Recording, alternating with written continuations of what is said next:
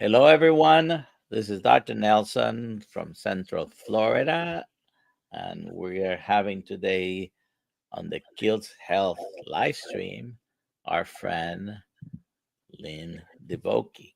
Hello. Where are you uh, today, Lynn?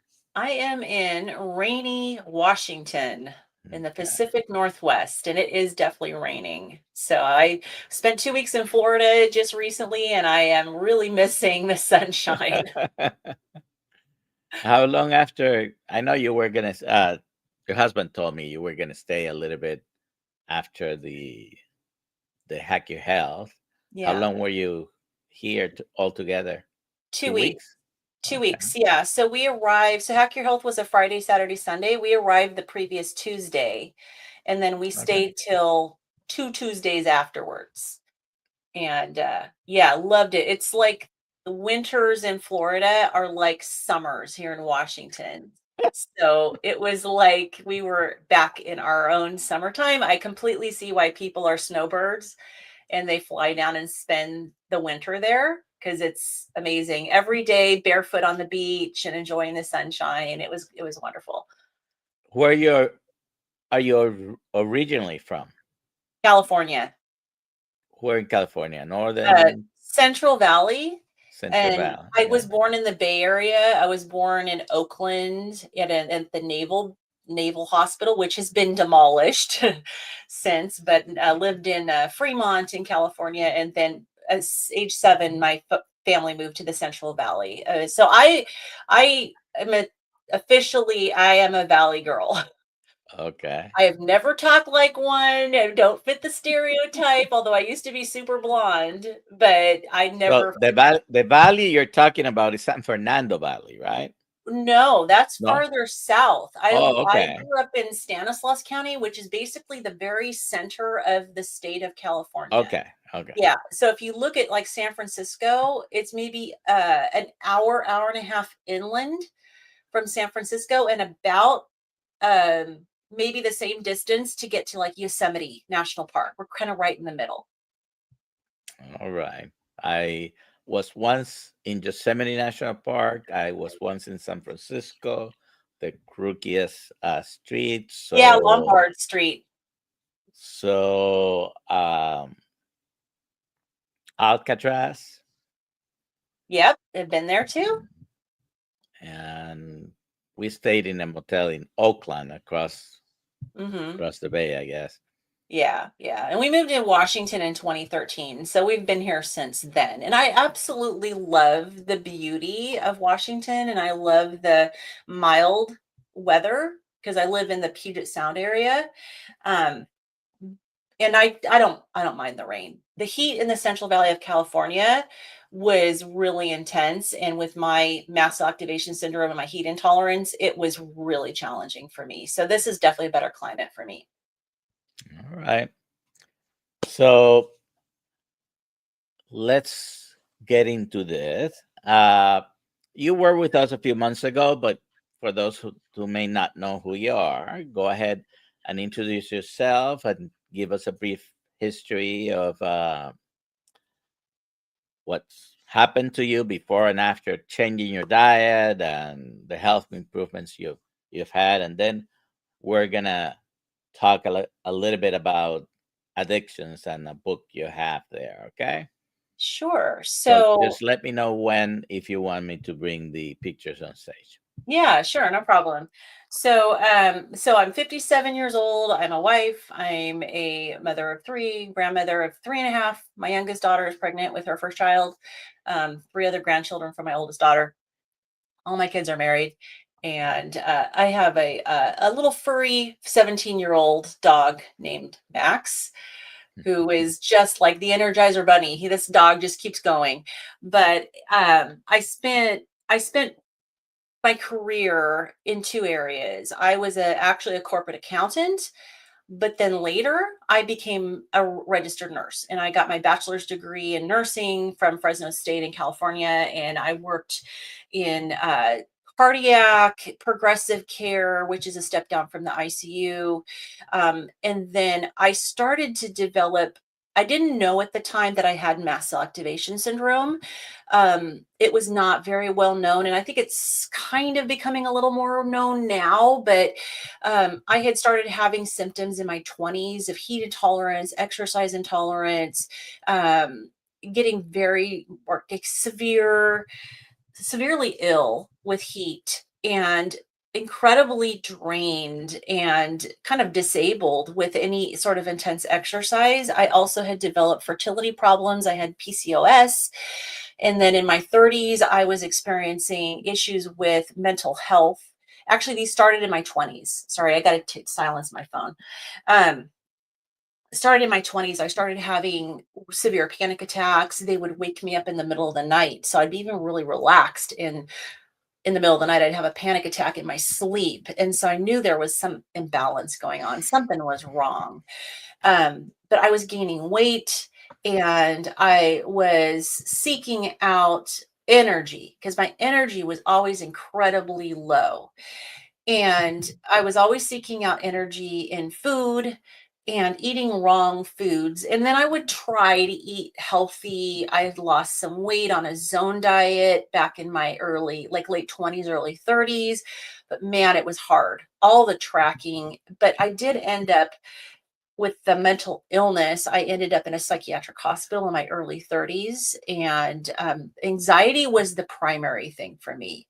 But they did diagnose me with depression as well. They diagnosed me with like social anxiety disorder, which I don't necessarily know if that was a correct diagnosis, but it took quite a few years of being on medication, dealing with a psychiatrist and a psychologist, therapy before I do feel like I mostly healed from that. But in my 40s, when I was working as a nurse and getting on in my 40s, I started having more and more severe symptoms and scarier symptoms. Like I would have started having throat swelling episodes, severe tachycardia, severe stroke level hypertension. Um, my gut started having problems, irritable bowel syndrome, just a lot of cramping, nausea. And I started having a lot of issues with my skin as well. And also heart palpitations, bladder issues. I mean, the symptoms go head to toe. Anyone who knows me, look at my channel. But I was also becoming more and more obese. Um, I was getting injured and I got injured at work. And so that's why I ended up getting out of the hospital and I went to work outpatient nursing in gastroenterology and hepatology. So that's where I ended my career until my symptoms ended up flaring. I ended up getting a diagnosis in 2022 of mast cell activation syndrome. And also through genetic testing, I learned I have a kind of related condition called hereditary alpha tryptopenia. And those two conditions together just account for basically all of my symptoms for my whole life. And I had been misdiagnosed so many times. I'd gone to 17 different types of doctors, had gotten a variety of diagnoses, and treatment never worked, or I had big question marks like, we don't know what's wrong with you. All of your labs, your diagnostics are fine. But it's when I started having a bunch of trips to the ER because of these anaphylactic type reactions that I finally had a doctor who ordered the right tests that led me in the direction of getting a proper diagnosis. And when was that? About what year? So it was ongoing. So I think the first time I actually had the serum tryptase test was about 2015 or 16. And nothing really came of it for quite a long time because, if you have suspected mast cell issues, what they want you to do is they want you to wait till you have a reaction and then go get testing done, get another serum tryptase done and do a 24-hour urine collection. So I had the orders from the doctor. I ended up having my reactions on vacation and I couldn't do it. And also, when I'm doubled over in pain, because a lot of times my reaction also came with severe abdominal pain. And when I was done, and I'm very stubborn, and I wasn't going to call 911 unless I had the throat swelling, but very often I would have just the severe body pain and severe abdominal pain. And so I would just double over in pain and I'd lay down and I wouldn't call 911. And so it took like 5 years or more for me to finally break down and pursue it. And I just have to say, it is typical for nurses and doctors to be stubborn about Yeah. sometimes our own issues. Yeah, yeah. I mean, there's a reason why there's a saying that doctors and nurses make the worst patients, and it's so true. So yeah, so I could have, and honestly, if I had had a diagnosis earlier on, I don't know if it would have led me in the same direction as it did when I finally got my diagnosis, because very soon, within a few months after I got the diagnosis, which was in February of 22, um, in in June of 22, I ended up with a very severe flare up of the mast cell activation syndrome and had to go on medical leave at work. And I spent a year doing nothing but getting worse. And during that period of time, my weight had maxed out somewhere. I quit weighing myself at 350 pounds. So I don't know where I ended up. It was probably somewhere between 350 and 360. And if you want to pull up my pictures, you can do that. And I ended up with the most horrific rosacea as well. But that was right. These pictures were taken maybe within a month of when I started carnivore. The one on the right is me trying to look happy. I didn't know someone was taking that picture. And one thing that you don't see in that picture, and I do have the full picture, is two normal sized women sitting next to me. And I look enormous. And someone took this picture of me at a baby shower. And when I saw it, it was posted on a group uh, app for our church. And I was mortified when I saw myself next to these normal size women. But yeah, I was very, very, very obese. And then the next picture, I think, is the picture of my rosacea, if you wanted to pull that up. You have to, let's see. You No. can just I, there. yeah, Oh, yeah, yeah. yeah. Yeah. So my face, it wasn't always this bad. It kind of waxed and waned as far as severity, but this was, in general, this is what my face would look like. And it was very difficult socially because you can't hide it with makeup. Um it's just too difficult to, no, makeup doesn't cover it. And so I was very self-conscious about my face. And I did have a doctor put me on, and that picture there is like probably a year old. So, but obviously I've lost weight. And I Uh, can attest, you look a lot even better than that because I just saw you a couple of weeks ago. Uh, yeah, so I definitely I'm continuing to lose weight. It has slowed down, but the biggest thing for me is just the healing. Um, so about a year into medical leave, my husband brought me a video of somebody who had healed on carnivore. And I was familiar and had actually been on carnivore before, but I thought it was just for weight loss. And so I learned that it as actually for healing. I didn't know that before. And so I was very desperate. Oh, hi, Juliet. I was very desperate, and I could see everything in my future was pointing towards me being completely dependent on my family. My mobility was very impaired. I was really struggling to even walk, and I was so reactive. And I never knew when I was going to have a reaction and end up in the ER. And the doctor that I was working with really wasn't very helpful. Just threw me on some medication, said, come back and see me if you don't feel better in a few months. And which is very typical with a lot of doctors. And I just felt like I need more. And so of course I dug in and did my own research and learned as much as I could from some of the experts on mast cell activation syndrome, and realized that histamine is a big factor, can be a big factor. And for me, it turned out to be a huge factor. So I did go on carnivore. I started seeing some results and I started losing some weight. My inflammation was like almost gone in about 3 days. My gut had settled down in about 3 days as well. and the cramping and the bloating and the gas, it all settled down, which was, as a GI nurse, for me, that was just a huge light bulb. And but the picture of me with the rosacea, that was like 4 months or so into the carnivore diet. And that's when I realized, I made my histamine video. It was a big reminder for myself that, okay, wait a minute, Lynn, you know you need to be watching your histamine. Something in my brain was like, oh, I'm going to go carnivore. I don't need to worry about histamine.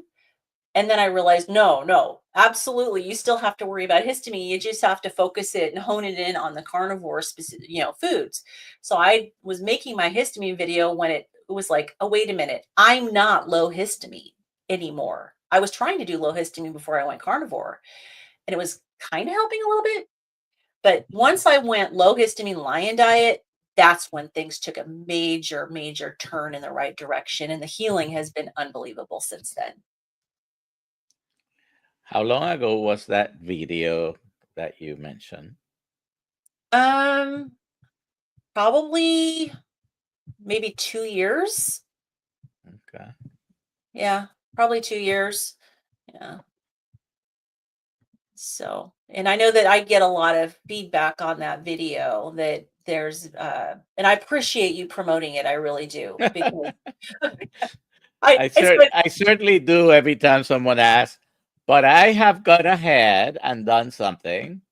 So I'm preparing a lecture for my coaching course with KiltzHealth, our health certification, health coaching certification course, and I prepare a lecture on histamine intolerance and MCAS. Good. So I'll send you. I have a video already, and I have the basic booklet that I'm going to use. Excellent. And anyways, it's not going to be one of the main topics on the course. I'm just going to put it as a bonus lecture. Anyways, Excellent. Well, I am on my to-do list. I'm going to be creating a histamine course as well for Healing Humanity Life, our membership site for Healing Humanity. And so it's going to be more, it's going to be, the scope of it is going to be broader than my histamine video that I did for my YouTube channel. It's not going to be tremendously broader, but it will be broader. There's other topics I'm going to cover that are related to histamine. all right. So if you have any questions, please put them in the chat with a QQQ in front of it so I don't miss it. And let's switch gears a little bit, because a lot of people know you because of the histamine issues and Right. other associated problems, but you are part of the Healing Humanity team that have created the Healing Humanity Live community, Right. and you're involved with the documentary and the activities and all of that. Tell us about your position and what do you do for Healing Humanity. It morphs over time, to be honest. So initially, when I came on board with the team, there was not a ton of structure. It was just kind of more in the early phases of it. And so I'm kind of the type of person that I kind of see a need and fill it. And so I initially jumped in with going through the hundreds and hundreds and hundreds of testimonials that had been submitted, people who wanted to share their story in the documentary. And so initially that was my job, was to go through all of those. And there were videos, there were written testimonials, and to just kind of organize and classify them. Then I developed a team of people that the people who we felt their stories might be very powerful for the documentary, we would set up interviews with them. These were not published interviews. These were solely for the purpose of screening them for Carrie and Adam. And, I had a whole list of questions that we need to make sure we checked. And so I had a team of 5 people, including myself, that we did these interviews. Um, And then over time, and of course I go to the meetups. We kind of morphed as a team. We brought in Ashley Rogers, who now schedules our meetups and plans our meetups, and he's amazing. He does such a great job. And then, as you know, our documentary is completely crowdfunded. And so Adam is like the brainchild of Healing Humanity, the membership site, healinghumanity.life, um, because he's very proactive in his thinking. His thinking is, once the documentary comes out, we're hoping to have an influx of people that need help getting started on carnivore. And your community, our community, there's so many communities out there. We're all available to help. But we figure that there's probably going to be people seeking out help from us because of the documentary itself. And so Adam said, let's get this community started, to where we can do two things. First of all, start out already helping people. And part of the funds from membership goes to the documentary itself. And so it kind of helps a little bit with the crowdfunding, gives us an opportunity to interact one-on-one with people, provide education and help and resources for people. So I am one of the site administrators for the site. And yeah, so that's kind of what I'm doing right now. They did film me in June. And after filming, Carrie decided that my story was going to be one of the featured stories in the documentary. So there's Bill Knott, there's myself, there's Jeff DeProsperous, and maybe Maggie might be kind of a featured story. So those are going to be like the featured stories in the documentary.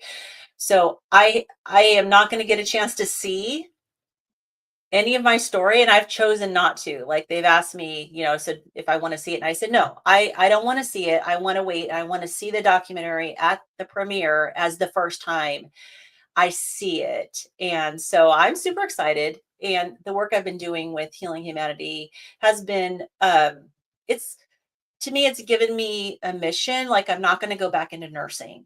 I could never go back to be a GI nurse now that I know what I know. So it's given me a mission and a purpose.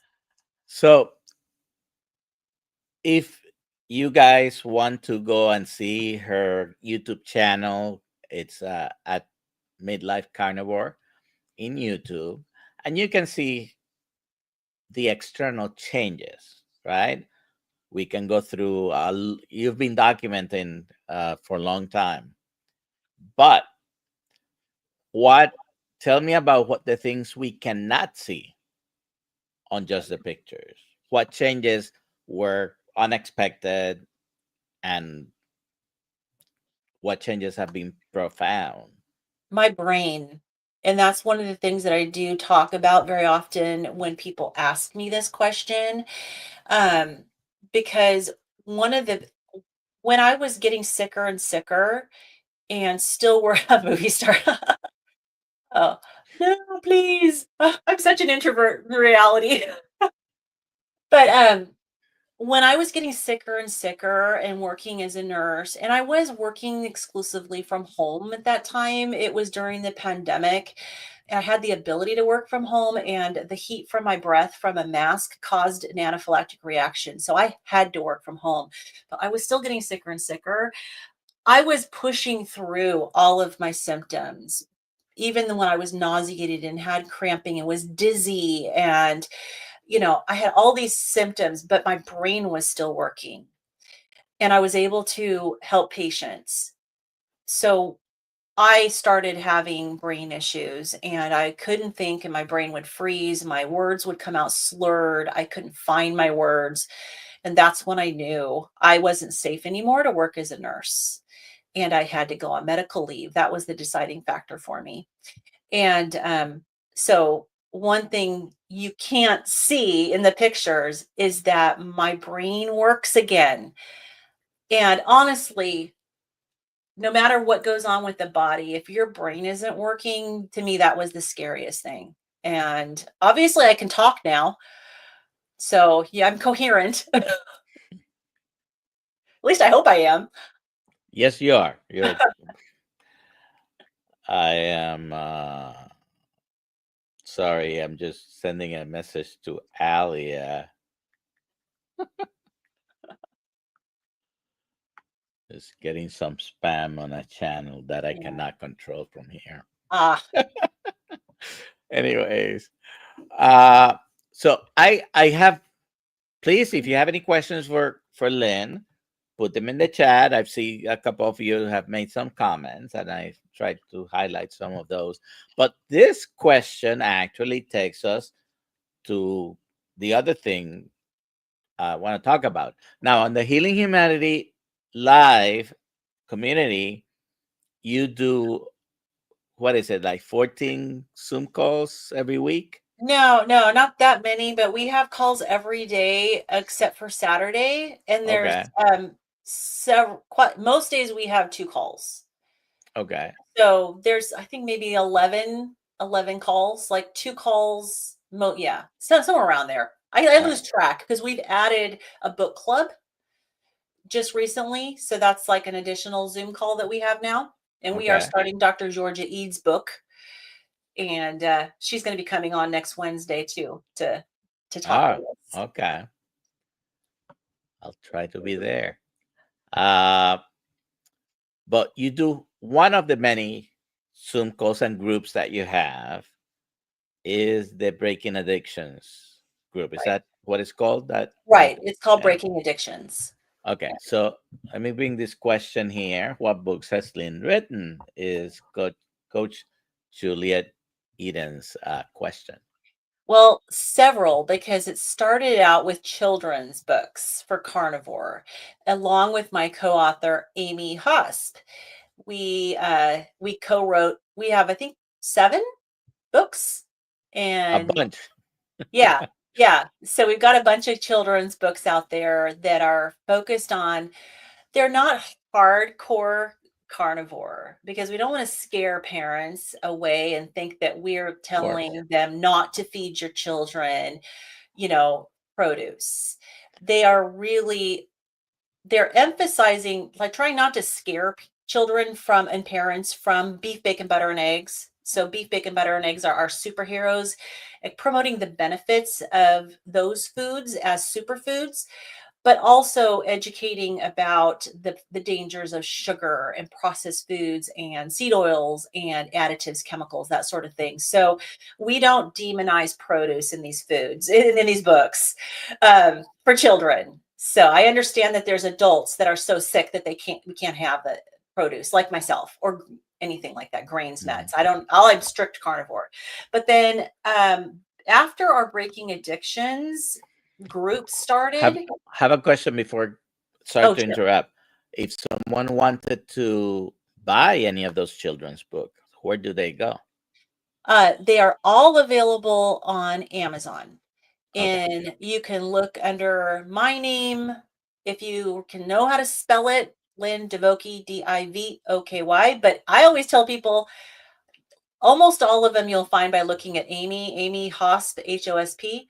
But there's one I wrote and illustrated completely by myself. So maybe look up both of us. Okay. Uh, yeah, yeah. All right. So you were talking about the Breaking Addictions Yeah. And the Zoom. Breaking Addictions book is available under my name as well. So, what happened with our Breaking Addictions group, and we did have one of our members come and ask me, can we start a 12-step program within your membership site? And we said, yes, absolutely.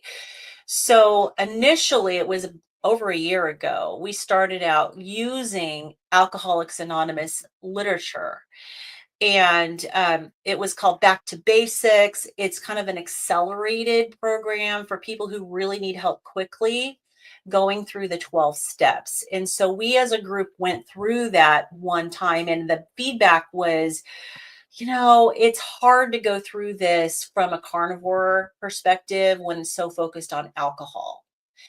And there's some principles that we can't really relate to. And so I took it upon myself to write a book for our group, which is Breaking Addictions. And the format is still based on the Back to Basics program, where you're going through the 12 steps in 4 sessions. You don't have to. You can go through them one at a time. And we have now step study programs and where we go through one step at a time. But the book is laid out so that it's designed to go through in a group. So you read aloud, there's part where the group leaders introduce themselves, but you can go through it individually. The biggest thing is you need to make sure you have a sponsor, or as we have called it, an accountability partner who has gone through 12 steps and understands them. You do not have to join our membership site in order to utilize the book. Create your own group. But it does have daily reflection questions in the book. And if you want to use this and just have a notebook, you can. But if you prefer, I do have an accompanying optional workbook. And this workbook allows you to go through the whole 12-step program 4 times. And so for people who've gone through 12-step programs, you don't go through it once. The first time, you're just peeling back the first layer of that onion. Each of these is $10. I've made it really affordable for anybody who wants to start going through and working through their addiction problems with food. And it's focused on carnivore and keto. It's not strictly carnivore. It's basically the ketogenic lifestyle. So you have one call a week, every week? 5. 5. Yes. Breaking addictions. On the breaking addictions. Okay. Yeah. So that's the thing with anonymous programs, the 12 steps, is that people who are struggling with addiction really need as much accountability and support as possible, because one day a week, it's a daily struggle, right? So, I mean, hopefully eventually one day we'll be able to have 7 days a week, but right now it's based on the leaders that we have available. So we have Monday and Tuesday, we have step study groups, each of them led by a different leader. And then Wednesday, Thursday, Friday, we have fellowship groups where, you go through some of the material, but that's the opportunity to share and to discuss, topics and everything. So yeah, Monday through Friday, we have groups.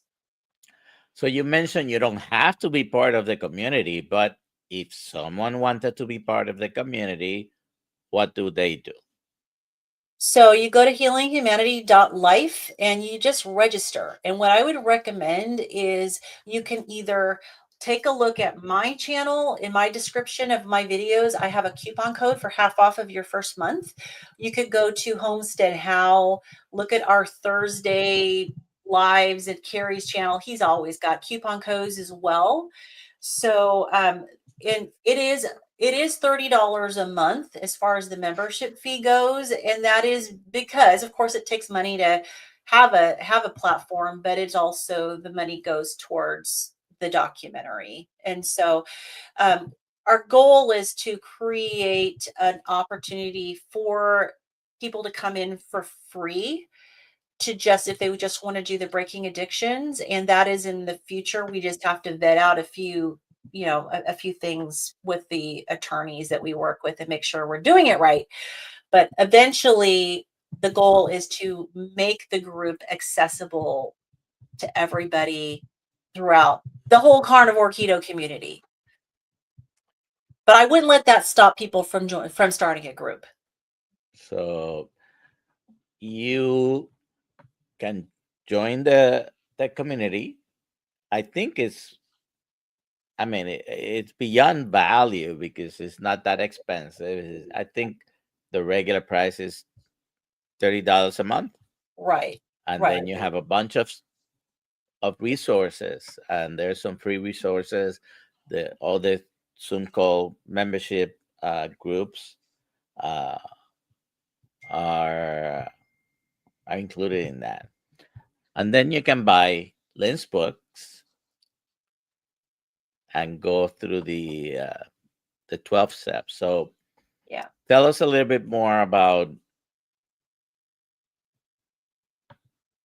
the book and the chapters, and give us a little summary of what to expect? Well, for anyone who's been in like an Overeaters Anonymous group, um, which I have, I've been through 12-step programs, I've been through Celebrate Recovery through my church. Um, when it comes to like OA, there's the focus is very much on counting calories, restrictive eating, willpower. And I've found that it can be really challenging to try. I mean, as you know, I mean, when you're still trying to eat the standard American diet and trying to just be restrictive about it and not overeat, which is like, that's the Overeaters Anonymous. Is the assumption is we are all overeating, which we are. We're eating the wrong foods. But with my book, there's a lot of grace. And one of the problems with the 12-step program is that when you get to step 4, that's the part where you do your basically it's kind of the brutal like personal inventory. You're looking at yourself very honestly and kind of just like these are my flaws. These are my character flaws. These are my problems that I have. It's very self-reflective. And it's also very difficult. And it's really important to do this with your sponsor or accountability partner because they can ask you the prompting questions to really help you dig in to what the kind of more root cause of why we have this addiction. Like, what are the triggers? What are the things going on in your life? What relationships have been harmed as a result of this? And sometimes it's your relationship with yourself that you need to start with. But people tend to get stuck a lot of times in that step. And then they get stuck in step 9. Step 9 is the step of making amends, where in the anonymous programs, they want you to go. They want you to take all your, whoever you harmed, what you figured out in step 4, they want you to go and make amends unless it's going to hurt that person with in step 9. And anonymous programs lose a lot of people in one of those 2 steps. And so when I wrote this book, my approach was to be a little more gentle about it with the expectation that people are going to go through this many times and they're going to be working with their sponsor. And so, yes, you're going to dig deep on step 4, but it's very clear we don't want you to be afraid because we're going to have you do your amends in layers. And so, first time you may just be making amends with yourself. And so it's very much more gentle approach than a lot of anonymous programs. And because it doesn't really help if you don't finish, if you don't go through the whole program. And so the 12 steps are meant to be worked and they're meant to be incorporated into your life and become a habit. And as soon as you maybe struggle with a temptation or you're struggling emotionally, you have a stressor in your life, it's supposed to be something that you can fall back on and you can go back through them in your mind. You could go back through in the book. And if you don't finish, that's not going to happen. When it comes to 12-step programs, the key is being able to finish, go through all 12 steps. And then eventually the 12th step is service. So eventually the goal is to be able to serve and help others go through the 12 steps. So the book is written from that perspective. It's written from the perspective that often as carnivores and people on a ketogenic lifestyle, we don't necessarily have to focus so much on things like overeating because we have a lot more freedom. But it doesn't mean that you don't have to still work the steps because so often people will just trade one addiction for another. We will maybe get control of our eating, and carnivore helps. It really helps settle that down. But so often people will trade one addiction for another. And so going through these 12 steps helps because we don't just focus on food. It makes you dig in and focus on other areas too. So some of us can moderate and some of us can't. And our best strategy is abstinence. Talk Right. to me a little bit about those two things. Well, based on everything that I know, someone who's truly an addict cannot moderate. It's like asking an alcoholic to just moderate their alcohol intake. There is it's in the brain, and the triggers in your brain. If you drink alcohol, you're an alcoholic, you're a true addict. It's going to trigger your brain to want more and to not stop. And so many of us who are food addicts know the same. How many times have you tried to moderate and it's failed? I've experienced that myself so many times. One thing starts the avalanche. And so how many times have I had to ended up worse off? And mostly what happens to people is that they relapse and they end up worse than they were before. So the first step, of course, is understanding that you have an addiction. And we know that there are diagnostic criteria for addiction. I don't necessarily think that, I mean, it's not like getting a diagnosis of, say, cirrhosis, where you've got imaging, right? You can tell you got cirrhosis. Hmm. Diagnosing addiction is more challenging because it's based on somebody not being in denial. It's also based on people being honest. So it's very difficult to necessarily get that diagnosis. But I think people, if they're honest, can know that they're an addict. The problem with food addiction, as opposed to almost every other kind of addiction, for most people, uh, abstinence work, right? Yeah, But with food addiction, you can have addictive behavior even with the foods you have decided you're going to eat, correct. right? Yeah. And I've never thought of me of having any type of food addiction, but I have to really be careful paying attention to my cues when I'm eating because I can overeat. Right. Okay, I was raised uh, by two parents of the Depression. They were children Yep. of the Depression, and you had to finish everything on your plate. And Yeah. to this day, I have difficulty leaving some food on the plate because they're children in used to be called Biafra at the time uh, that were hungry. So that was the reasoning of Right. you have to I grew up hearing finish. that as well. Yeah. So sometimes you're eating the right foods that you don't have problems with, they are healthy for you, but you could actually end up overeating Right. foods Right. that are okay. And with, you have to eat. So Yeah. it It is really difficult if you have a food addiction yeah.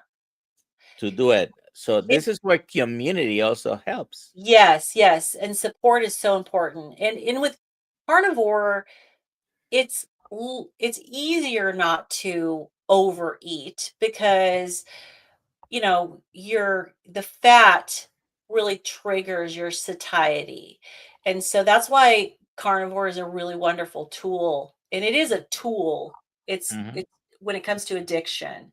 You have to still address these other issues and areas of your life, but it's an amazing tool to help. And because when you're eating carbs, you miss those signals that you're full and you're done eating, and it's just so much easier when you're not eating carbs. And it's not the cure all for addiction, but it's an absolutely wonderful tool to help. But yeah, but like for myself, I still have to remind myself I cannot eat carbs.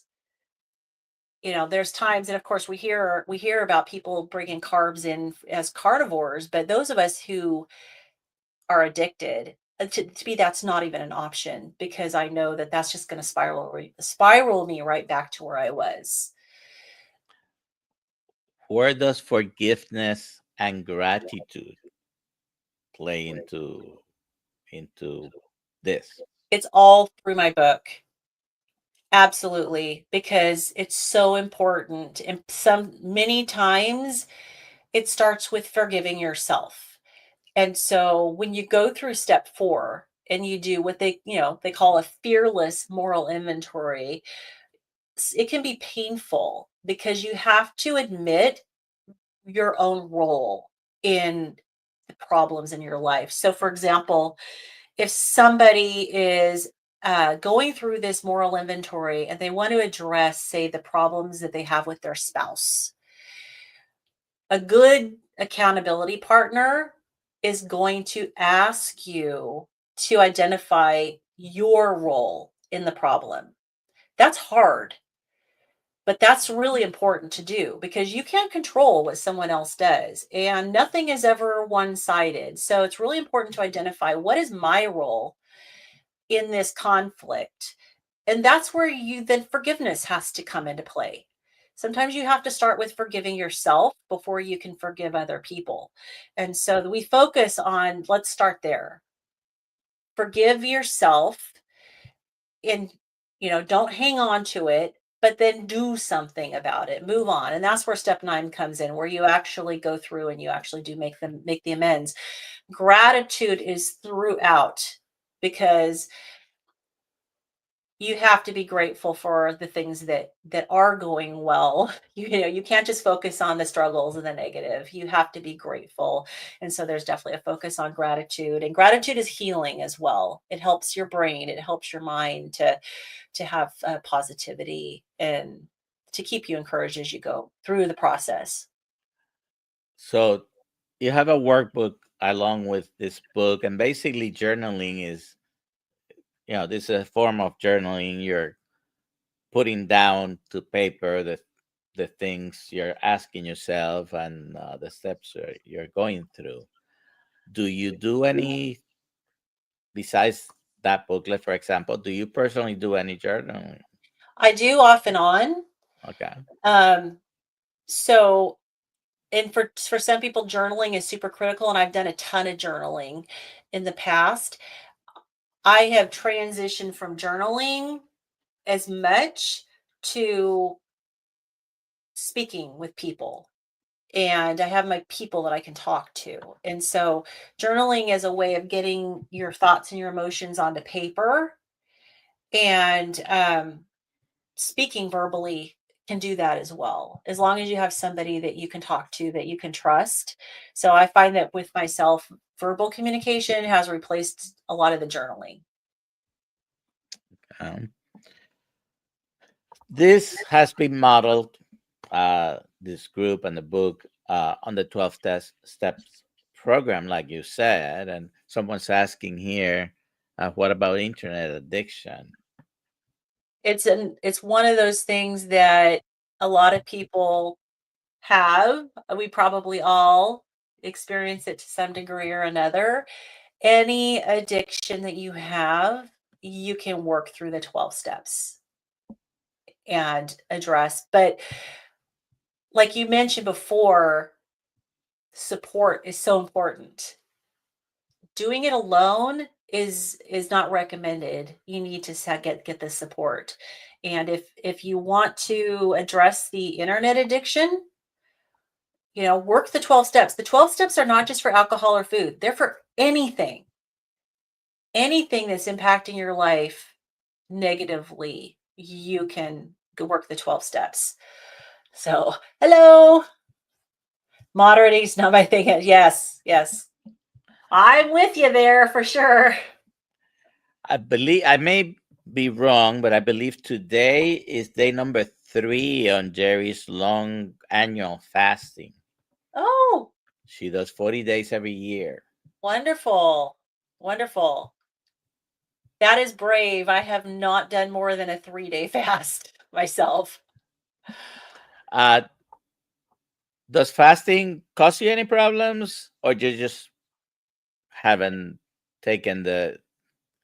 I By the did. way, I don't think you have to do any prolonged fasting. I think 1, 2, or 3 day fasting on a regular basis, it's probably all you need. But Yeah, yeah. I do eating windows. a lot, mostly like a 6-hour eating window. But there are, and I do really well with that. I tend to vary what I do because I don't want my body to get stuck in a pattern and go, okay, I get what you're doing. Now I'm going to cling on to the weight. I'm going to just kind of stop. And your body adjusts, right, to what you're doing. So Hmm. I mix things up all the time. So sometimes I eat twice a day and I go ahead and allow myself to have breakfast and then have a dinner a little bit later. Other times I'll do a 24-hour fast. I have struggled with more prolonged fasting. But I think it may be because I haven't practiced it enough, and I know that my naturopathic doctor wants me to do more, so it's something I'm working on. All right. Well, I mean, like I said, probably nobody needs to do prolonged fasting. Let's say 7 days or longer. No, Um, I don't think I will do that. but I mean, certainly a not one now. day fast a week, Yeah, that shouldn't be too difficult. Maybe 3 days a month, 72 hours every yeah, month. I think if you do it on a regular basis, that provides benefits. yeah, And I don't really think you need to do prolonged fasting on a regular basis. That is very hard.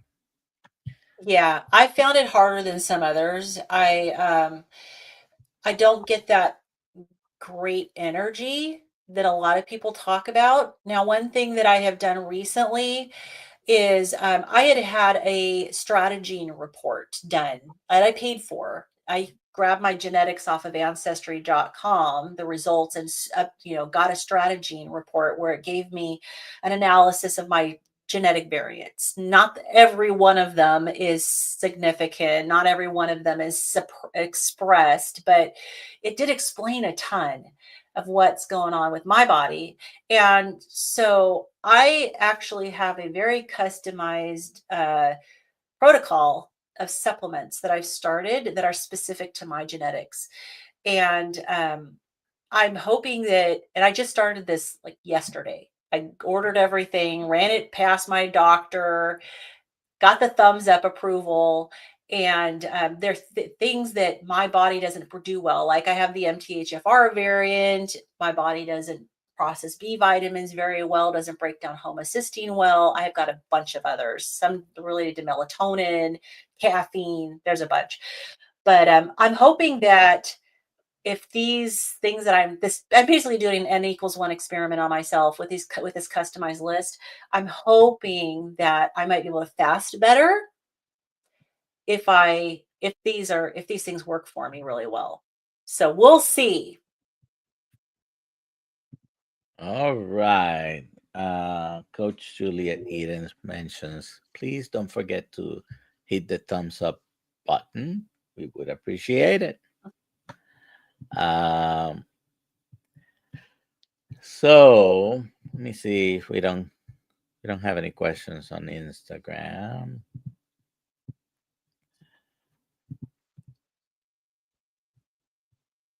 What's what's in the future for Lynn? Hmm. Well, so as you know, I'm going through the Nutrition Network certification course, as you are as well. So right now, a lot of studying, a lot of expanding my learning, knowing that I'm not going to go back into nursing. I still want to help people, and that's the big thing with me. And so, um, coaching. A lot of people have asked me if I do coaching, and yes, I have helped some people. I've done some help explain labs. I do help people on our membership site, but I'm taking it to the next level by getting the education, and there will be coaching in my future. A lot of traveling with Healing Humanity. And once the documentary comes out, like it's in editing phases right now, it's supposed to come out in 2026. I honestly have no clue what my life is going to look like. Um, yeah, I'm a little Uh, nervous, to be honest. As you probably know or remember, I'm 65. So I never thought about, okay, when I get to 65, I'm gonna retire. Or, I'm always learning. I enjoy learning. So uh, I have someone who seems to be a nurse here. She or him. Let's see. K, I guess is a female. I would say that's It a has nurse. All right.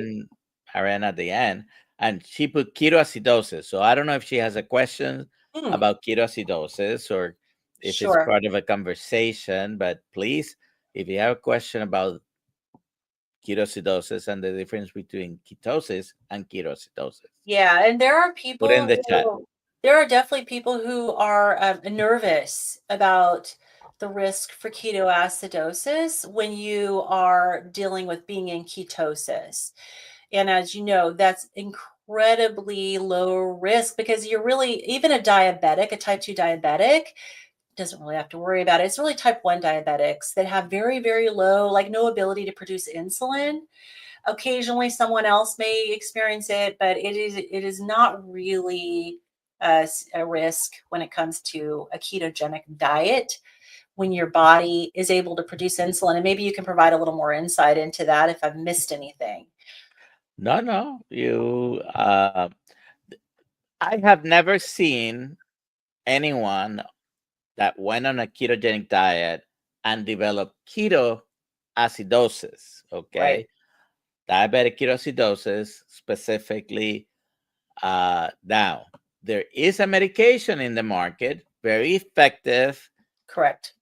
for diabetes, and there's they are the SGLT2 inhibitors, and they by themselves can produce what we call a euglycemic ketoacidosis. In other words, you don't go into ketoacidosis whether you are type 1 or type 2. You don't go into ketoacidosis unless your blood sugars are high and you have no insulin. Right. So that's a situation where very often in adolescents, they don't want to use the insulin, or and they stop using or underdose, and the blood sugars. I mean, that's a circumstance where you develop Right. diabetic ketoacidosis. But these medications, Jardiance, Farxiga, Invokana, and I always forget the other one. I think there are four in the market that can produce a euglycemic ketoacidosis. It doesn't matter with what diet. It's not Right. specific to the ketogenic diet, but whenever I find someone who's trying to do a ketogenic diet and they are on the medication, I give them the big warning. You Yeah. you need to go talk to your doctor right now. Send them a message, because if you're attempting a ketogenic diet and on top of that you're using any of these medications, you could run into Right. trouble. It's not It's because of the diet, it's right. because of the It's medication. the mechanism of action of that particular class of medication that suppresses your insulin. So you're right. Any diet, it can put you at risk for that. So anybody who is diabetic of any kind, and you want to go on a ketogenic diet, you need to be making sure you're communicating with your doctor. And hopefully your doctor is familiar with ketosis versus ketoacidosis, which I'm sure they Ketoacidosis, will yes. be. But don't do it on your own. Don't ever wean off of your medication on your own. Work with your doctor. And I don't happen to have this up right now, so I'm not going to be able to try to find it. But if you want to learn more about ketoacidosis and ketosis, I have a whole class in the KiltzHealth coaching certification course that we go over that, and we go in detail. Yeah, and it's an important distinction and it's an important question, and it should not be something that we're ignorant of. And I don't know if she's talking to me or you, but I guess we saw her in Tampa. Hack your health. Hope to see you in Tampa, maybe next year, maybe Oh, this coming year. hope to see you in Tampa. Okay, maybe next year. Yeah, and someone was asking me, Jerry was asking me about the house. Did you see that at 55 to the hour, there's a comment from Carnivore Jerry about our house because we're moving. So I can give a quick update. So yes, so we are in contract on 28 acres, and it's got a crazy house that's a Frank Lloyd Wright style house that like literally probably no one else in the world would buy, because there is not a right angle in this entire house. It has never been updated since it was built in 1979. Like, it still has the original shag carpet, original appliances, original everything. We are crazy. We're buying this property, and we're moving there with my daughter and son-in-law. It's got an apartment upstairs. It's got a big shop. Beautiful, beautiful property. Anyways, we did sell our house. We got a full price offer on our current house. The people who are buying our house just have to sell theirs. We're not going to do like a domino of contingencies. They can't accept a contingent offer on their house. So we're waiting for them to get an offer and to get in contract on their house. And then everything goes full steam ahead, moving, getting packed, and going to make the move. And then remodeling this house is going to be intense. So, All righty. And when you come and spend your winters in Florida, I guess we're sort of neighbors because you're in the same county I am. Uh, excellent, excellent. And we're planning on being back there for Hack Your Health again next year. And yeah, it's going to be tempting. My husband and I didn't want to leave and come back here. So we'll see how we may end up spending even more time next year. all right. I am trying to bring up your Oh, so channel. Bob says changing a Frank Lloyd Wright house should not be allowed. We're not going to change it. We're going to just update it. So I just want to make sure, Bob, don't worry. We're going to stick with what is still within the realm of Frank Lloyd Wright. All the angles are still going to be there. And yeah, but we just would like to not have shag carpet that's that old. We want to do so. He goes, phew. Yeah. So have no fear. The goal eventually is the upstairs is to be an Airbnb. So it has a beautiful rooftop deck, beautiful view. You can come rent it out, stay with us. Bob, if you come, we won't charge you. You can hang out. All right. Uh, Midlife Carnivore is your YouTube channel. Is it the same in other social Yes. network platforms? Yeah. Me and social media, I'm not like crazy with it, but I do have an Instagram, which I post to every once in a while, and it's the same, Midlife Carnivore. All righty. Well, we are past 4 o'clock. Thank you for being here, Lynn, and I'll Thank be you for talking to inviting me. you. I do. Do we have something tonight or not? For Thursday It night. well, yeah. So normally we would, but the All right. Mann family is traveling and they're going on a cruise. So while they're on their cruise, the live Q&A is not going to happen Okay. because Jen has probably threatened Carrie within an inch of his life that he needs to stay off social media on the cruise. So we're going to help support her. All righty. So I had Jen, by the way, on Tuesday here with us. Yeah. She had, besides Carrie's live stream, she had not done a live stream for anyone else. So Oh, wow. so So she very was with nice. us on Tuesday. Yeah. So if any of Anyways, you guys see Carrie live while he's on his cruise, tell him, go get off the internet and go spend time with your family. all righty. Well, thank you for being here, Lynn. Everybody, thank you for being here as well. I'll see some of you at 5:30. We do have a Zoom call in our community at 5:30. And those who are not going to be in the Zoom call, see you tomorrow morning at 6 a.m. with Dr. Kiltz and Alia uh, in the same channels. Have a good day. Have a And great day, eat everyone. steak. Yes, eat your steak.